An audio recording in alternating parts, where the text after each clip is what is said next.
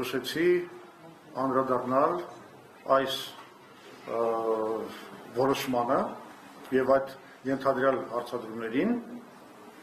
եւ սա կարող եք բնութագրել որպես մեր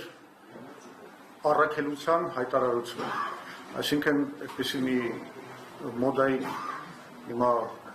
բան կա, արտահայտություն, mission statement, այդ համարեք մեր mission statement-ը։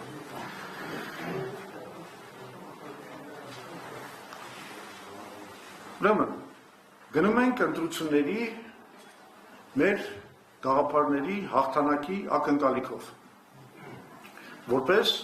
Հայաստանին ինքնիշխան խաղաղություն բերելու ունակ միակ քաղաքական ուժը։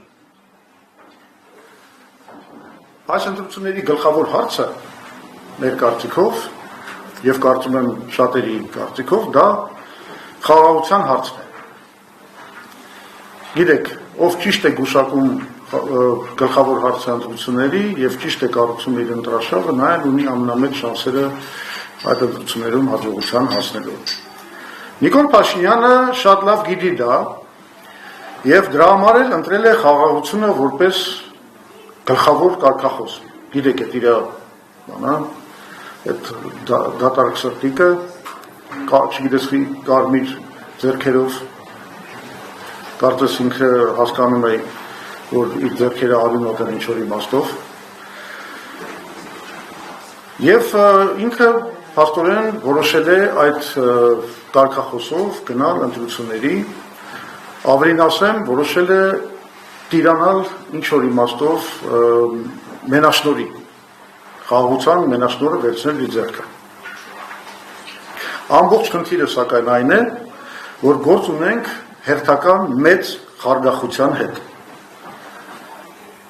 Նա փորձում է 1.5 տարի չկրակելը սահմաններում, չգիտեմ, մի քանի վագոն բենզինը Ադրբեջանի տարածքով Ալիևի թույլտվությամբ բերելը ներկայացնել որպես խաղաղություն, բայց դա խաղաղություն չէ։ Ստորագրված չէ խաղաղության պայմանագիրը, Ադրբեջանը հրաժարվում է դա անել, մեր գերիները շարունակում են տանջվել Բաքվի բանտերում, լրատվամիջոցները Ադրբեջանի եւ քաղաքագետները շարունակում են խոսել Զանգեզուրի եւ այսպես կոչված արևմտյան Ադրբեջանի այլ տարածքների ազատագրման մասին։ BRICS-ը, ներողություն, TRIP-ը, նրա կողմից ստորագրած TRIP-ը, որը նա ներկայացնում է որպես մեծ ճեղքում դեպի խաղաղություն, մնացել է մտադրությունների արձանագրության մակարդակի վրա եւ վերջի զարգացումների արդյունքում կարելի ասել, որ կորցնում է իր կենսունակությունը։ Ադրբեջանի կողմից առաջ են քաշվում պահանջներ, որոնք սպառնում են մեր ինքնիշխանությանն ու ժողովրդավարությանը։ Ուրեմն նա սուտ է ասում, որ խաղաղություն են բերել։ Սուտ են ասում, որ խաղաղության կուսակցություն են։ 2021 թվականին, եթե հիշում եք, նորից հայտարարում էին, որ վերջապես բերել են խաղաղության դարաշրջան։ Նիկոլ Փաշինյանի հայտարարած խաղաղության դարաշրջանի արդյունքում ոչնչացվեց Արցախը, մեր Հայաստանի տարածքում գրավվեցին մեր ինքնիշխան տարածքները։ Եվ այսքան ստերից հետո Փաշինյանը նորից հանդգնում է իրեն ներկայացնել որպես խաղաղության կուսակցություն։ Իրականում Փաշինյանը եւ նրա թիմը դա ապացուցված պատերազմի կուսակցությունն է։ Խաղաղության հեռանկարը կործանել է հենց ինքը Նիկոլ Փաշինյանը, մերժելով 2019 թվականի պլանը, եւ մենք միակ կուսակցությունն ենք, որ սրա մասին կարող ենք բաց ճակատով ասել,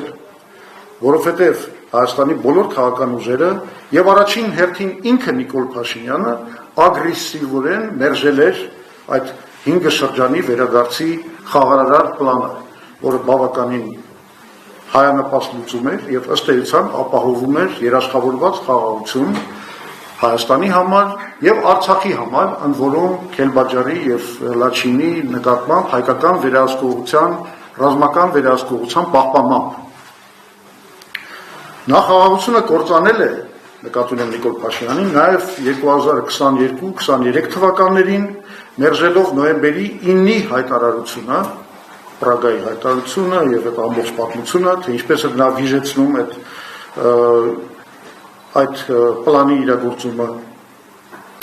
եւ ամենակարևորը ցավոք սրտի այն է, որ նա շարունակում է կործանել խաղաղությունը եւ անում է դա հենց հիմա հույսը դնելով թրիփի մեխանիզմի վրա, որը իրականում չի աշխատում, որովհետեւ հիմնված է ոչ թե գերտերությունների շահերի ներդաշնակման վրա, այլ նրանց հակամարտության վրա։ Սրան ես ավելի մանրամասն կանդրադառնամ։ Ուրեմն, այս ամենին մենք հակադրելու ենք ինքնիշխան խաղաղության կառուցման մեր մոդելը։ Խաղաղության կուսակցությունը մենք ենք եւ այդպիսին ենք եղել ի սկզբանե։ Մենք միշտ էլ ասել ենք,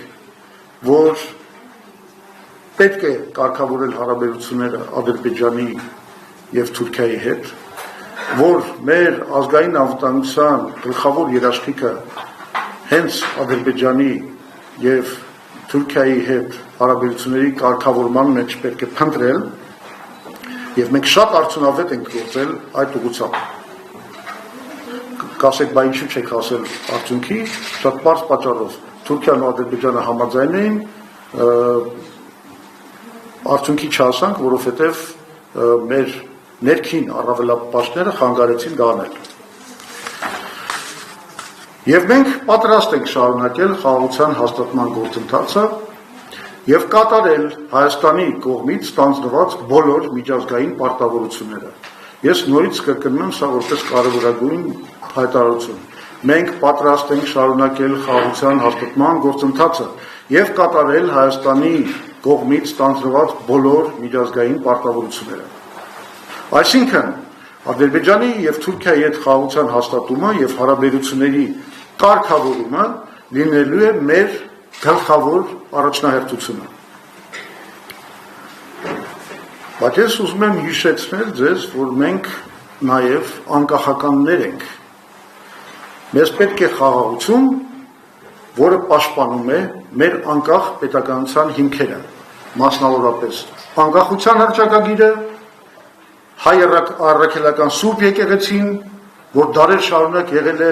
մեր ազգային միասնության ցեմենտն ու շաղախը, եւ մենք պնդում ենք, որ մեր ներքին հարցերը, մեր ընտրությունները, սահմանադրությունը, պետական խորհրդանիշները,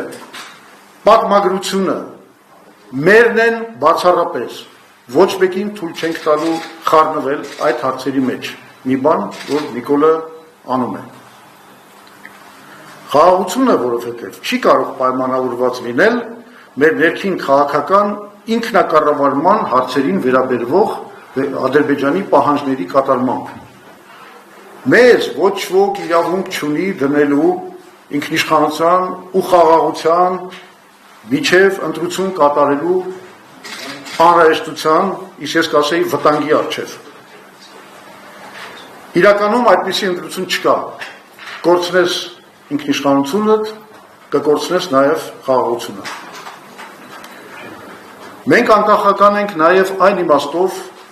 որ արևմտամետ չենք, ռուսամետ չենք, եւ մենք համարում ենք, որ պետք է համագործակցել ամբողջ աշխարհի հետ։ Իդեպ, ով որ կասկածում է մեր արտահայտված դիրքորոշումների վրա, խորհուրդ կտամ կարդալ մեր վերջին համագումարում ընդունված բանաձևը, որտեղ մենք բացահայտ խոսում ենք սրա մասին։ Իրականում, եթե ուզում եք, ես այսպես կձևակերպեի, մենք եւ արևմտամետ ենք, եւ ռուսամետ ենք, եւ իրանամետ ենք, եւ չինամետ ենք, եւ ադրբեջանամետ ենք, եւ թուրքամետ ենք, մենք բոլոր եւ ճապոնամետ ենք, մենք բոլորի հետ պատրաստ ենք գործ ունենալ, եթե իրենք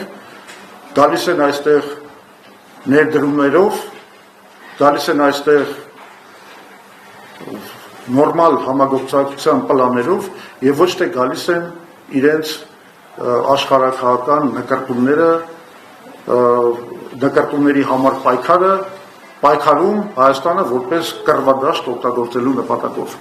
Այդ դա մենք թույլ չենք տա։ Մենք մեր նախընտրական ծրագրի հիմքում դնելու ենք նաև այդ Հայաստանը որպես կամուրջ, ամբողջ աշխարհի հետ համագործակցող կամուրջ լինելու մոդելը։ Եվ ամենակարևորը, խաղաղությունը կառուցում են եւ ոչ թե մուրում։ Այն վիճակը, որում մենք այսօր հայտնվել ենք, իրականում շատ խոցելի վիճակ է։ Հիմա խոսեմ մի քիչ թրիփի մասին, իրականում դուք բոլորդ հետևում եք վերջին զարգացումներին ռեգիոնում եւ հասկանալի է, որ տեղի են ունեցել այնպիսի տեկտոնիկ, ասենք թե ֆունդամենտալ փոփոխություններ, որոնք ըստ էության բավականին խոցելի են դարձնում այն կարգավորումը, որը մեզ փորձում էին մատուցել որպես խաղաղ կարգավորում, ես նկատի ունեմ թրիփի ստեղծման այդ մոդելը։ Իրականությունը այն է, որ մենք ի սկզբանե, հələ դեռ մինչև այս իրանական պատերազմը ասում էինք, որ թրիփը շատ խոցելի մոդել է, որ ինքը միակողմանի մոդել է, միակողմանի աշխարհաքաղաքական շահերի վրա կառուցված մոդել է։ Եվ դա շատ վտանգավոր է, որովհետև այդ գործընթացից մեկուսացված են բազմաթիվ երկրներ, որոնք շահեր ունեն այս ռեգիոնում։ Եվ Ռուսաստանը, եւ Իրանը, եւ Չինաստանը, եւ Հնդկաստանը, եւ այլն եւ այլն։ Հիմա մենք տեսնում ենք դրա հետևանքները։ Մենք տեսնում ենք, որ այդ խաղադրույքը երաշխավորի վրա, հեռավոր երաշխավորի վրա ինքը չի կարող աշխատել։ Ամենից շատ հիմա վնասված է, նաեւ անվտանգության առումով, եւ մենք ի սկզբանե ասել ենք, որ պետք է կառուցել այն, ինչ որ մենք կոչում ենք շատ պայմանականորեն TRIP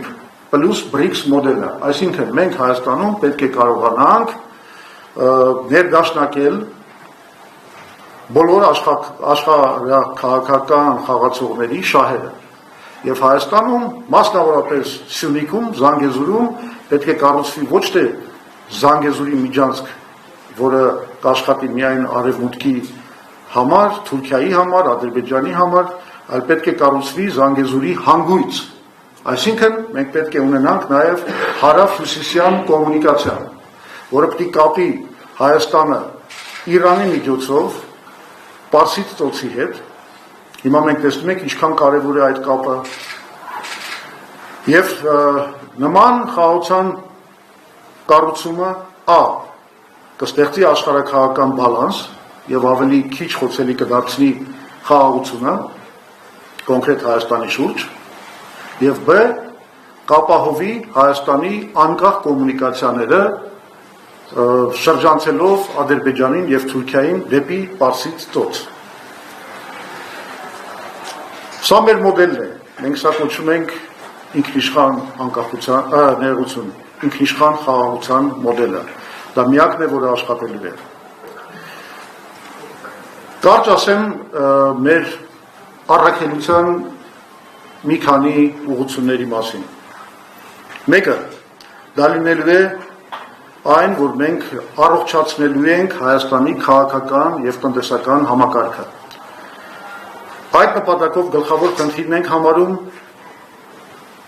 իբր թե խորհրդարանական մոդելի տակ, բայց իրականում այդ շղարշի տակ գործող անձնիշխանության կամայական համակարգի վերացումը։ Այդ համակարգը այսօր դարձել է Նիկոլ Փաշինյանի կոպիտ ասած բաղչակ, որտեղ ինքը համարում է իրեն, որ կառավարությունը ինքն է, որ պետությունը ինքն է, Հայաստանը ինքն է, եւ ինչ ուզում անում է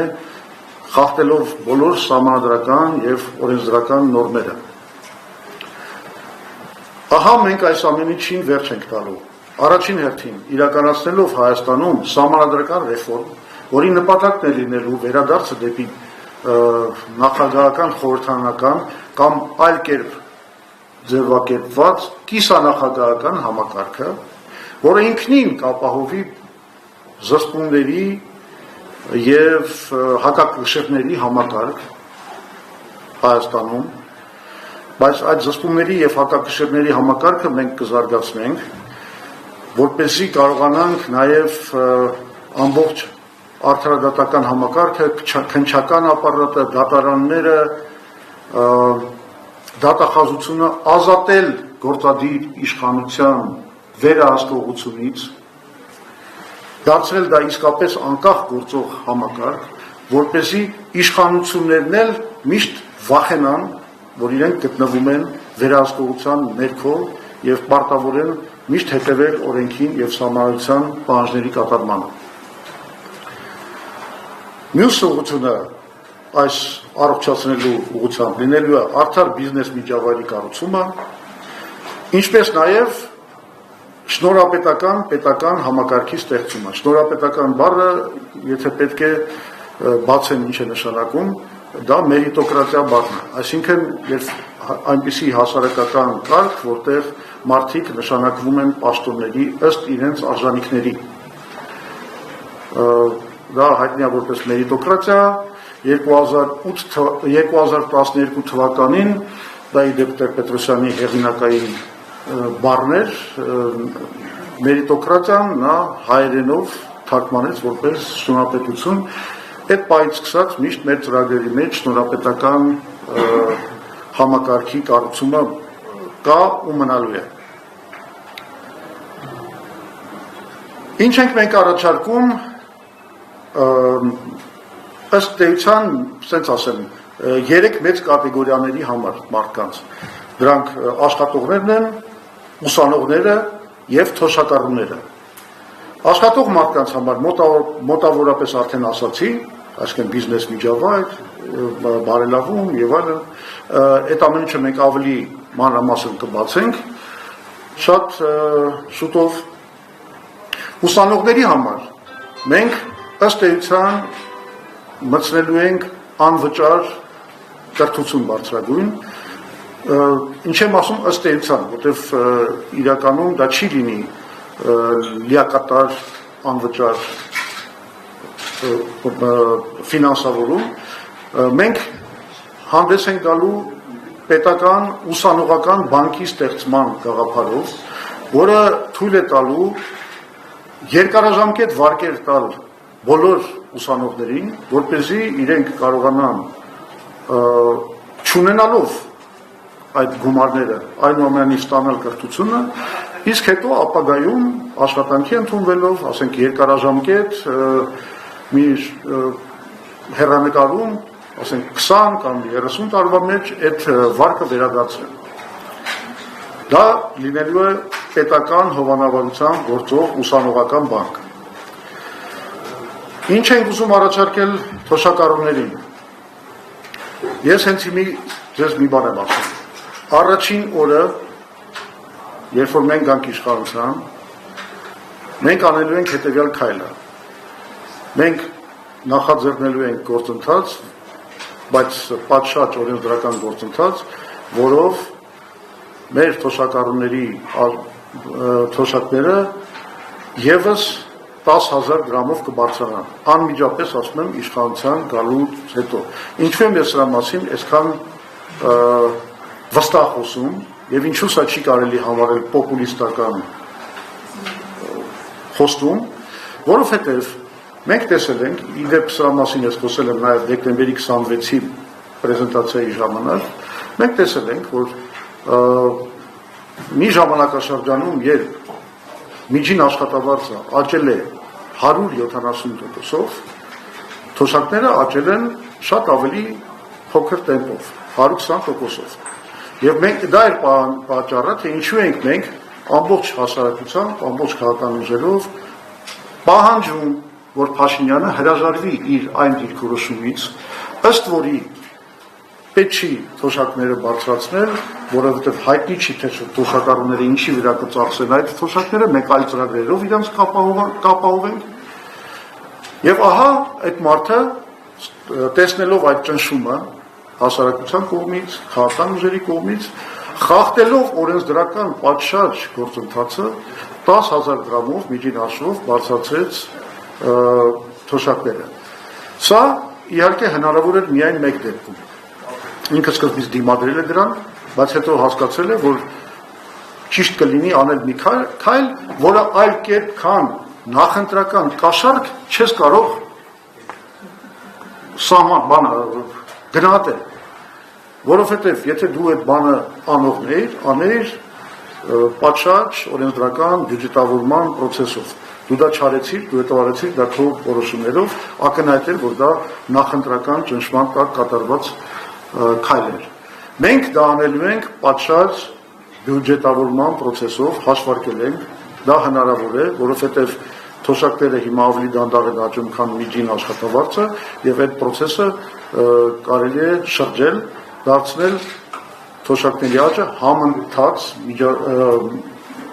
միջին աշխատավարձի։ Վերջացնելով, ես ամփոփեմ այս մեր առաքելության հայտարարությունը եւ ասում եմ, մենք մտնում ենք ընտրական պայքարի մեջ որպես խաղաղության, ռացիոնալիզմի, ռազմավարական հաշվարկի, լիարժեք անկախության պաշտպանության, տեխնոլոգիական հեղափոխության կուսակցություն։ Իսկ տեխնոլոգիական հեղափոխության մասին խոսենք մեր հետագա հանդիպումներում։ Շնորհակալ եմ եւ հիմա ձեր երախտապարտ լինելով ձեր այսքան համբերության համար պատրաստ եմ պատասխանել ձեր հարցերին։